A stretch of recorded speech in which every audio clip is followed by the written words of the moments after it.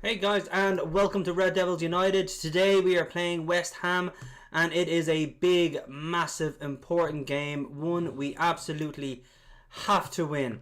Today I am happy to be joined by Deco, who will be able to go through some of the team selections. We're going to have a look at the team, who we think the star man will be. We'll have a prediction, and I'll go through quickly maybe the 7 things I want to see. And here it is. So, thanks very much for joining. Again, always like, subscribe, share with your friends, and help grow the community so we can all have a bit of banter and a bit of fun. So, as I mentioned, Deco is here today. Deco, thanks for joining us. Hi, John. Nice to be back. I'm just going to turn your volume up. It looks like Deco's starting early with a beer. Yeah, I'm taking on the whole beer and chats thing into the pre-match video as well. I've got like this little festive coffee going on, and that's me. Brilliant. So, Deco, what did you think of the defeat to PSG there midweek? That was just hard to watch. That was I don't know, it was disappointing. I thought we had some chances. I thought we could have taken the game, but we just let it go. Fred, I don't even know. I don't want to even talk about. He shouldn't have been on the pitch after that little nudge with his head, and he probably should have been subbed off at half time. I know Ollie probably wanted to just keep him on, let him play, but yeah, he should have come off the pitch at half time. But yeah, it was just a bit disappointing all around. Yeah, no, I mean, I have to agree. Like, I was screaming for Ollie to just take him off at half time. It was just, the referee will see that he made a mistake, and he corrected it straight away. It was a great tackle by Fred. There's nothing wrong with it. It wasn't even a foul. And the referee is just making up for his original mistake in the first half. At that stage, though, Martial is missing a few open goals, and we had a really good chance to win. Yeah. I think a few people have kind of commented on it in one of the groups, and have seen it being talked about. He's just looking a bit, I don't know, sluggish sometimes, and like he's not really, like by kind of back end of the second half, like he's just tired maybe or something. I don't know, or he's just not in the game. But it's really weird looking. It's hard to understand because he had his best season last year, 23 goals. And this year now he's just missing chances. That's really costing us. So, discussing today's game, we're going to jump into the team. I don't know or haven't seen any predicted lineups, so I'm going to go with the team that I would play. And I know for a fact this team will not play, but it never does. This is the team that I would play. Now, if you have this open on your phone, you'll be able to see it, but if not, sorry? I'll open it now on my phone. Yeah, make sure the sound is off there, but I'll just turn it on. Now, there is a slight delay in what you would be seeing. But this is the team I would play. So, Deco's going to take a look at that in a minute, but as he's waiting, I'll name it, okay? I have got De Gea in goal, okay? It goes without saying, Henderson is fantastic, but De Gea is fit, and he probably goes straight in. Now, you look at the goals that went in against Southampton, can't see De Gea getting through 4 or 5 defenders in front of him when the ball is hit so narrow for that headed goal near the front post. Not much he can do, and a free kick is just world class. Like, De Gea is one of the best long range shot stoppers in the game. So I mean, if he can't get to that, I don't see anybody getting to that. So I have him in goal. My back four then is Maguire, Lindelof with Aaron Wan-Bissaka right full and Telles left full. Telles really impressed me, Deco, getting up and down the line and actually getting crosses in. What have you thought? Yeah, I think he's a nice improvement in the team. Like, because I know you've got your kind of doubts about Shaw, and especially that whole being able to overlap, just get a ball in, just play really quickly. Don't just turn back and play back again or wait for someone to come to you. So yeah, Telles has been good to put in that spot now.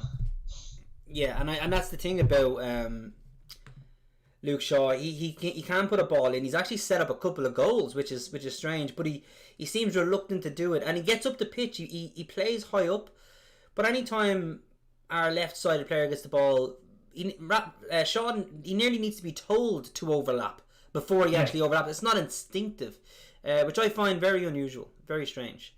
So Telles is there. He's really impressed me. Now my defensive midfielder is Matic. You could play Fred. You can't play there. I think Fred gets a bit of a punishment for his headbutt antics on PSG, so I'm dropping him. But you could put McTominay in there. McTominay's energy could cause trouble. But I think we need to occupy the midfield with Matic sitting deep, and then have the energy of Bruno and Van der Beek. Now, for anybody that says Bruno and Van der Beek, that's two attacking midfielders. Bruno has more tackles made than any midfielder in United. Yeah. Okay? So this guy gets around the pitch and tackles. And we've seen Van der Beek tackle. But the thing we lacked while Van der Beek was off the pitch, while Cavani was off the pitch again, while Van der Beek was missing against PSG, the thing we lack is actually someone taking the ball in and retaining possession. Not losing it straight away. Like, Van der Beek has such good composure on the ball, and he seems to always find a pass. Yeah, I think he's been great. Like, you see some of the games that he's played, like he's taking the ball in like under pressure, like two players come out, he just takes a touch, bit of control, looks for the player, pass it on again. There's no panic in him. He just seems very calm. So it's good to have him in the team as well. So I'd like to see him start. Yeah. Now the thing is, everybody says that you can't play Van der Beek and Bruno and Pogba. And I think you can. When you look at, and I'm going to bring up an image, this will block you and me, thank God. Yeah. I'm going to bring up an image. Yeah. This is the 3 midfielders that would play with Roy Keane. Okay, they had Solskjaer and Cole, York and Cole, Sheringham and Cole, Sheringham and York, Cole and York, Solskjaer and York, whatever combination of the front 2 you want. It was those 2, and then you had Beckham, Scholes and Giggs, 3 attacking midfielders with Roy Keane as the defensive tackling midfielder. Now Beckham will put a tackle in, not often. Giggs will put a tackle in sometimes. Scholes would probably foul everybody if he could. Scholes just lamp everyone out of it. Oh, he just lamp everyone out of it, right? But you've got 3 of the best attacking midfield players we've ever had, and there was never any talk of balance. There was never any talk of, we need 2 defensive midfielders, because you had Roy Keane back there. Now we all know Matic, McTominay, none of them are Roy Keane. And I think we need to buy a world-class defensive midfielder in order to facilitate the attackers we need. But back in 1999, back in 2000, back when we won 3 leagues in a row, we played with 2 strikers and then a combination of Scholes, Beckham and Giggs. That's 5 attackers. Now if you look at my lineup, I've got Van der Beek and Bruno, who will be your Scholes and your Beckham. And then you got Rashford, Cavani, who are your 2 strikers, and you got Pogba. Okay, now the position I have them in is different. I have them in a 2 and then a 3. Yeah. Okay, Pogba out far left, replacing Martial, who can't seem to hit a goal. Rashford out far right. Those 2 players offering the width. Cavani as your top striker. And then you've got behind them Van der Beek and Bruno, who can move around each other, intricate passing, quick movement. And that's your 5 attackers. We've done it before in previous teams. When you think about Ronaldo, Tevez and Rooney, behind them you'd Michael Carrick, and again you had other attacking midfielders. So there's no reason not to play with a 5. I don't think he will, but that's the team I put out. Beckham, Scholes, Giggs, as I've said, there's no reason why Bruno, Van der Beek and Pogba can't play in the same team as Beckham, Scholes and Giggs did. You just need Matic to put in a great performance, and you need Van der Beek and Bruno to realise, okay, we do need to put our foot in, we do need to put a tackle in, and I think both of those can do that. And let's not mistake ourselves. When Pogba had his last full season, because he was injured last year, he put in more tackles than Henderson for Liverpool. He put in more tackles than Milner for Liverpool. In even the worst aspect of his game, he still did it better than most players in that position. He put in more interceptions than Fernandinho of Man City, But on a far left position, you're not worried about that defensive contribution as much. I mean, there is a bit of tracking back he'll need to do to help Tellez, but ultimately he can get the ball and then he can start kind of dictating play and work with Cavani, work with Van der Beek, work with Bruno. Yeah. To be honest, I wouldn't even worry about Pogba having to track back too much, because Cavani seems to do that anyway. Yeah, exactly. Rashford and Pogba could sit up front. But I have to say, that is my front too. Looking at them there, Deco. Now, you yourself, okay? Yeah. What would you play as? And I want to talk to you about your formation and the team you'd pick. Who would it be? I'd like to look at yours, man. I don't know if I want to even change anything on there. Woo! I know. Oh, yeah, even I'd keep in, just because Martial's just been a bit, like I said, a bit slow and just a bit.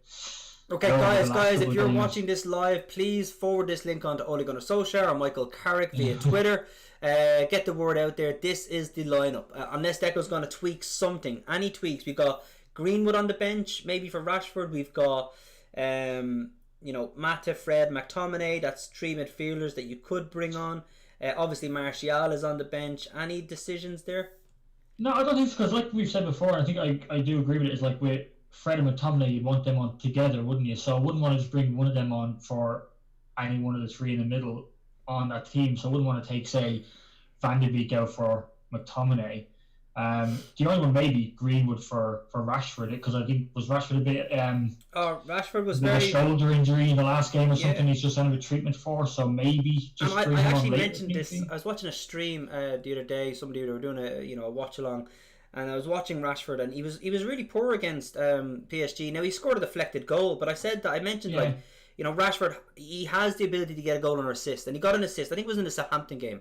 I was talking to our Man United group, and Paulie on the group was talking about players being poor, and I was like, Rashford is always capable of an assist or a goal, but he's been really poor in general kind of play since the restart. He's had a great game when he scored a hat-trick against RB Leipzig, and he's had moments in games where he scored the winner against PSG. He's always capable of this goal or an assist, but I think his all-round general play and passing and losing possession, it's awful. Like against PSG, there were moments where he ran up the right, he had possession, he tried to do too much, making the wrong decision, he lost possession, and he throws his hands up in the air.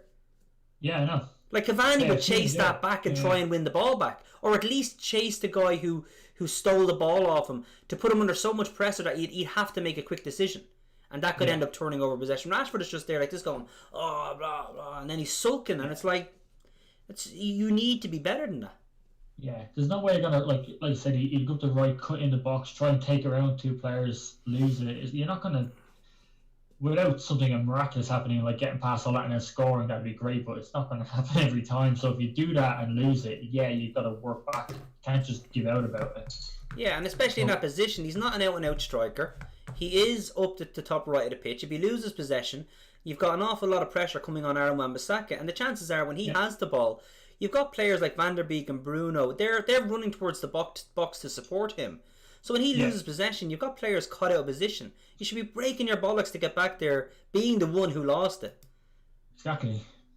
Now, if you are watching live, guys, we're going to open the chat window up, so please, by all means, comment on the chat. What do you think of our lineup in the right-hand side? Love to know your thoughts. Obviously, we don't think this is the team that's going to be picked. This is just the team we would pick. The team that will be picked will probably consist of Matic and McTominay. Pogba will be on the bench. Van der Beek will probably be on the bench. And you know what, actually, I'm going to put in the team I think will play, Deco, and you can have a look at this. So, Van der Beek gets benched. McTominay comes in to play alongside Matic. We've got Bruno sitting in front of those two. We got Pogba off the pitch. We got Martial on the left, and we got Greenwood off the pitch for Rashford. That's probably the team that'll go out, which for me is too defensive, because you've now only got 4 attackers and 5 defensive players, 6 defensive players. There's not enough balance in the attack there if you see that team. So that's the team they'll probably put out. But if you're in the chat box, we're going to bring it up in a moment, so you can have a bit of a chat back and forth with ourselves. What's the team you'd play? For me and Deco, it's Matic sitting deep with Bruno and Van der Beek causing trouble in midfield, working in tandem. I'd actually take Martial out for Pogba, because in an attacking sense, Pogba is gifted. And we have Greenwood or Rashford on that right-hand side beside Cavani. That brings me to Cavani, Deco. What have you thought about himself now in the last few games he's played in?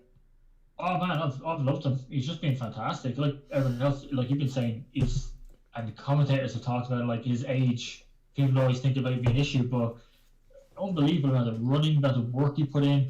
Keep in mind, he is only slightly older, a couple of months older than Suarez, and I think he's like the same age as like Vardy, probably one of the informed strikers in the league. So 33.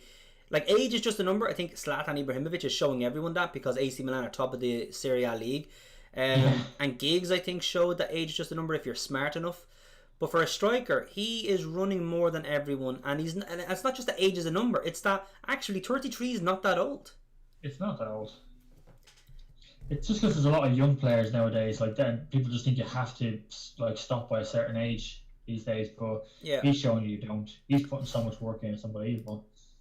Yeah, and I have to say as well, when you're looking at the contribution that he's been making, he was brilliant, obviously, in a Champions League game when he played. But then when he came on against Southampton, which is a game I thought he should have started, he turned it around and assisting 2 goals, but also tracking back and tackling and putting either the centre halves or that deep line midfielder of the opposition under pressure, which is something our strikers don't do enough of. He has been fantastic in my opinion, but also against PSG he had that lob that hit the crossbar. Oh, that was just so lucky. It was beautiful. And I have to say, if he gets Martial's chances, they're in the goal. Yeah, you know, they're in the goal, or at least he's made the keeper work. You know, so unfortunate, but I think he's a brilliant player. He has to start up front, and I think we've sorely missed an out and out striker like this. So you know, fingers crossed he can play. Just going to close the chat window because there's nobody there chatting, but I know there's some people watching live, so if you are watching live, please comment, let us know what you think of the lineup. If you know what the actual lineup is, well actually that probably won't be released till later, but let us know what you think of the lineup, and let us know what changes you might make to it. So Deco, 70 minutes into the video, it's only a 20-25 minute video maybe. What would you like to see from this game? Well, I mean, I've been just looking at the table, and I think so. If we play this game, that'll be what, game 10 for us? Yes, I think we have a game in hand. This will be game 10. I'll bring it up now. Actually, let's just let's take a look at this. Because it looks like if we win, and we've got same amount of games as pretty much everyone above us. Actually, Everton have a game in hand, but they're losing at the moment, so that's great for us. Oh, fantastic! But if we win, we should be joint third with Chelsea. So this is game 10. It'd be great just to see a really good game. Take our chances, no defensive mistakes, just good, clean passing, just nice concentration, just get a nice, clean win without any fucking just drama. You know? Yeah, without no any panic mistakes, from me, no palpitations, no own goals. Yeah, just no pass backs that are loose, or the other times I've seen players just pass to the opposite team, even just none of that. Just a nice, clean win, please, today. Yeah, and the thing is, like, I believe we're away from home today. Yeah. We've won 8 away games in a row, I think it is. It's more away games than Man United have ever won in a row in the entire history of the football club. Nice. Which, for me, is just absolutely ridiculous. That is crazy. I can't believe the club we've had have never won 8 away games in a row. So it's an historic record for Ole from an individual point of view, like from a Man United point of view, to get that away wins. But I think in 5 of those games we went behind. And we didn't just come back to draw, we came back to win, which is actually, it shows great character. I would love today if they could just start on the front foot, get the easy goal, like the missed opportunity of Greenwood against Southampton when he misses an open goal.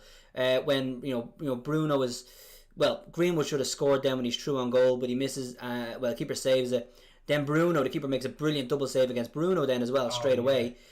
You know, we score those goals, put ourselves on the front foot, and be 2-0 up by half time instead of 1-0 down. Yeah, it would be a completely different game. So that's why I just want us to take our chances as best we can today. So even if Martial is playing, just a better game from him, just a bit more lively from him if possible. Yeah. Look like he's awake or something, you know? And the thing I want to look at as well, and the thing we need to talk about, I'm going to just talk about the 7 big things that I think are important, okay? So the first thing is, this weekend is huge for us. Okay, the game's going on around us. As you said, if we win this, we're joint third with Chelsea, but we're only 2 points off top. Now, if you asked any United fan in the league if you want to be within 2 points of top of the table come December, they would bite your hand off. Okay, so we win this. It's huge for us to get 2 points off top, and then obviously the teams then Spurs, Liverpool, they'll all have their game this weekend. But that will just give us a game in hand again, which is against Burnley. So whenever that game gets scheduled. The thing is, whilst we'll be 2 points off top, Spurs are playing Arsenal this weekend. Okay? So this is a chance for Arsenal to get one over on Spurs and it's potentially a kind of a banana skin for Spurs. They had a poor game against Lask in the Europa Cup on Thursday. So here they are now playing Arsenal, who are also in a poor run of form. So if Arsenal can get even a point, start this season, it's been one of the worst starts in God knows how long. Yeah, and if Arsenal get a point, that would be 2 points dropped by Spurs. Chelsea are playing Leeds. That's not going to be an easy game. So Chelsea, we'll be level on points with them. But if Leeds can get a result against Chelsea, we'll be level on points with a game in hand.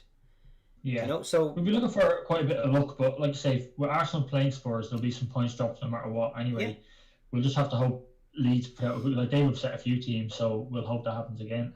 Absolutely, and another thing you have to look at as well is Liverpool. They've been very shaky in the league. They've managed to grind out a few results. They haven't had any impressive performances. Not since, I think, who was it they played? Leicester, when they won 3-0.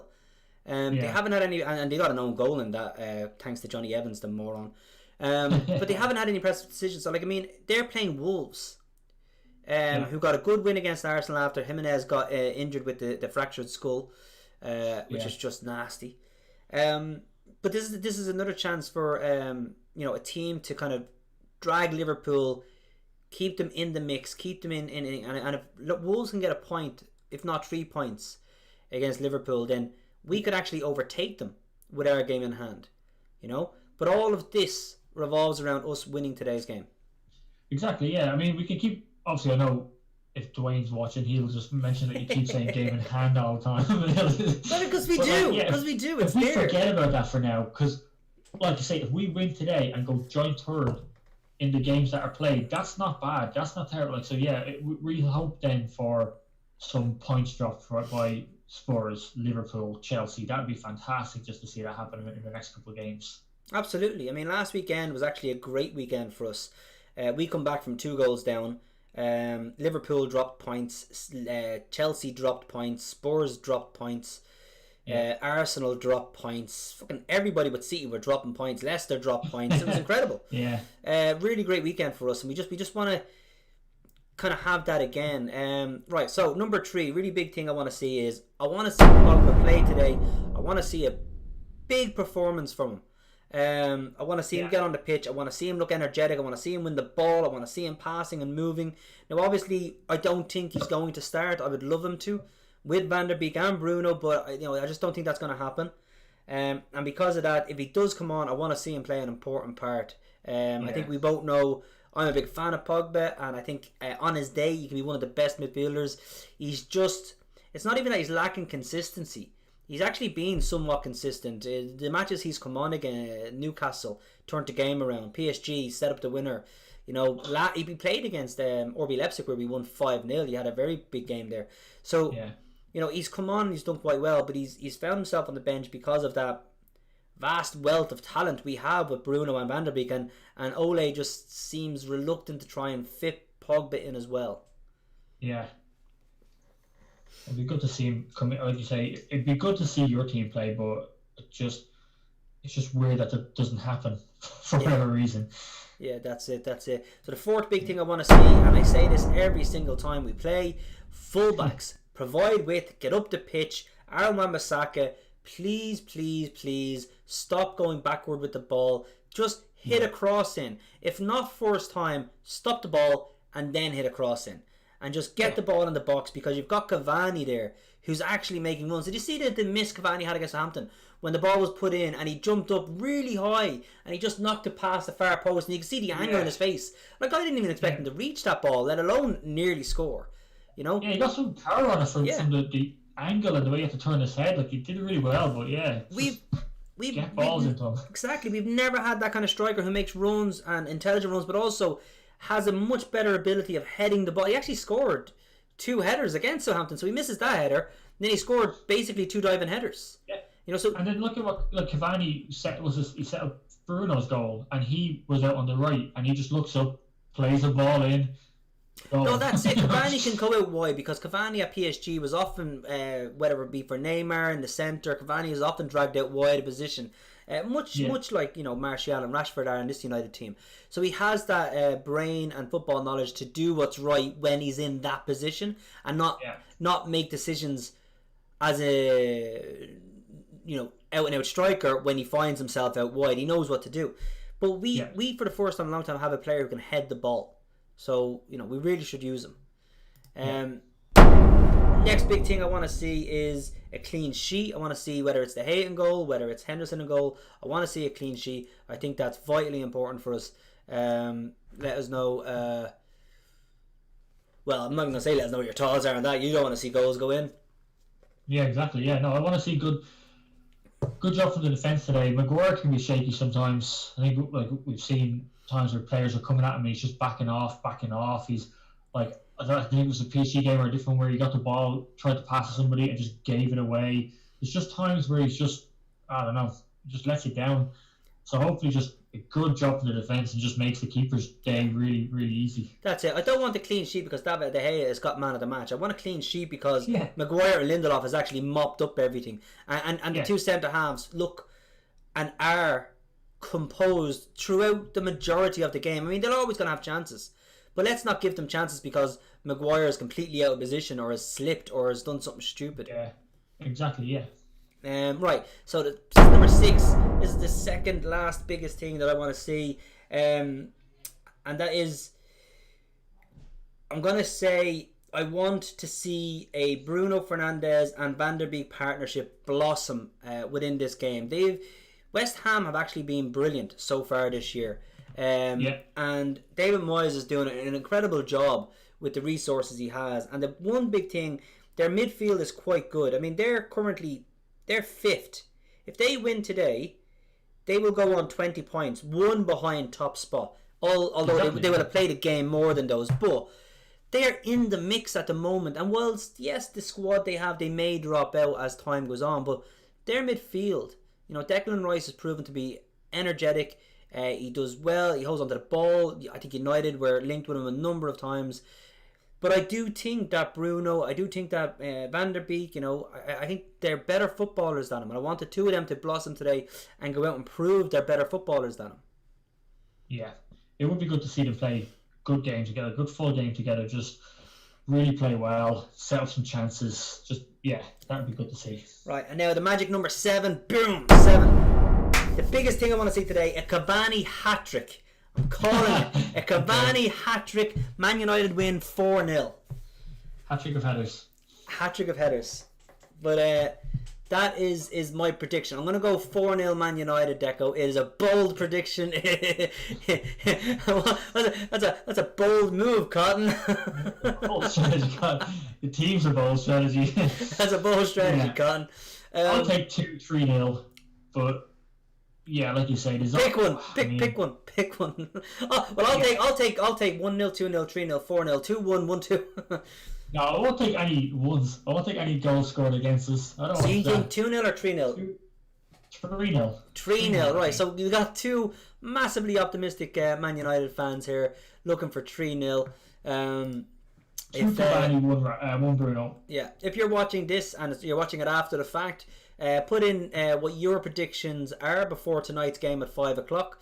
I will be able to comment and I'll reply to you. Just let us know what you think. But as always, like and share the video.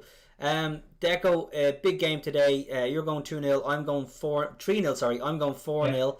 I'm gonna leave the video here, but I want to say thanks so much for joining in.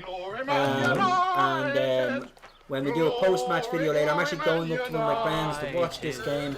So the post-match video will not be directly after the match. I have it scheduled at the moment for I think 7:30. So I'll see if Deco's available to join us for the post-match, and we can do a 15-20 minute video.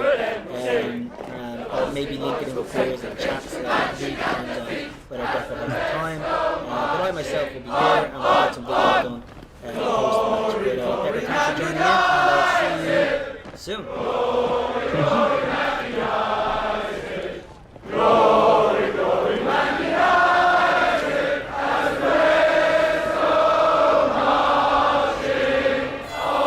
This shirt belongs to you. Always has, always will. Chevrolet. proud supporter of Manchester United.